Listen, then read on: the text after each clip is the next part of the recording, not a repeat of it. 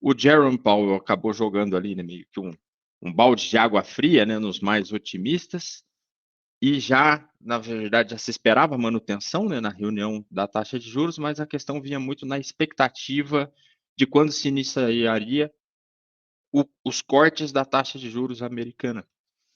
Se esperava que já tivesse, né, o cenário mais provável seria que a gente já tivesse um corte no mês de março, e isso, na verdade, pelo direcionamento ali, né, e pelas falas, já não é a probabilidade mais provável, né? Já não é o cenário mais provável de se acontecer, então já começa ali a questão de manutenção pela próxima reunião ainda, 84,5% de probabilidade que a gente tenha a manutenção das taxas de juros americanas ainda na reunião de março. Isso a gente pode ver, né, no próximo slide, como que foi, né, digamos, essa deterioração, né, da expectativa de corte já na reunião de março.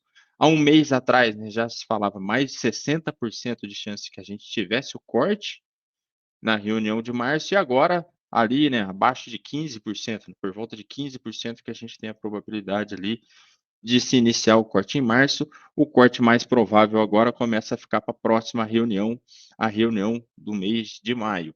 Então, bastante comum isso, né? Isso, inclusive, a gente viu aqui no Brasil, né? São tempos que a gente fala de volatilidade de fundamentos, essa questão de quando vai se iniciar a taxa de juros, o corte, né? O ciclo de corte da taxa de juros. Aqui também, bastante gente, né? Bastante pessoal do empresariado, né? Também ficou bastante pressionando, né? Muito o Roberto Campos Neto para que isso começasse a acontecer de uma maneira mais agressiva, mais rápida.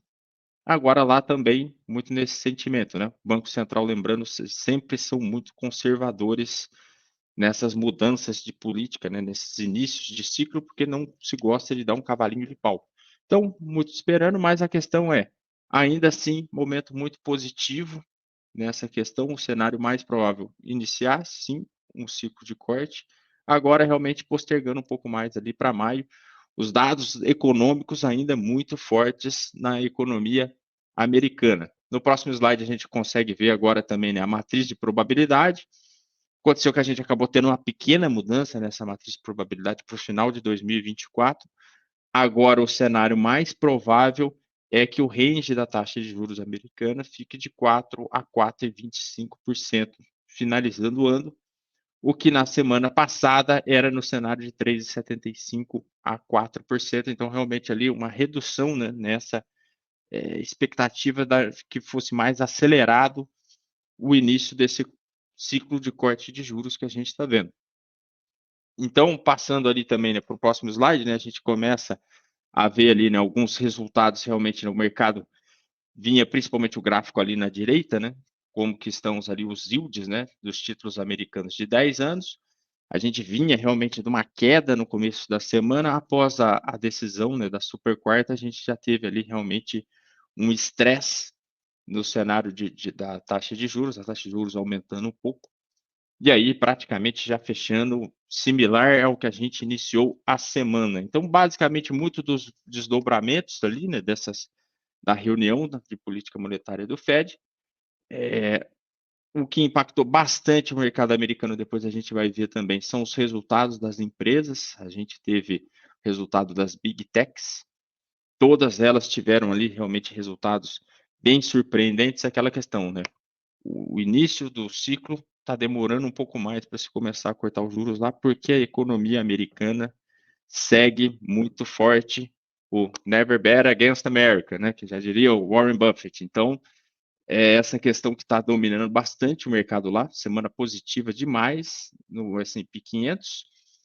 Para a gente falar, aqui no Brasil, né, a gente teve a decisão do Copom, o corte da taxa de juros, né?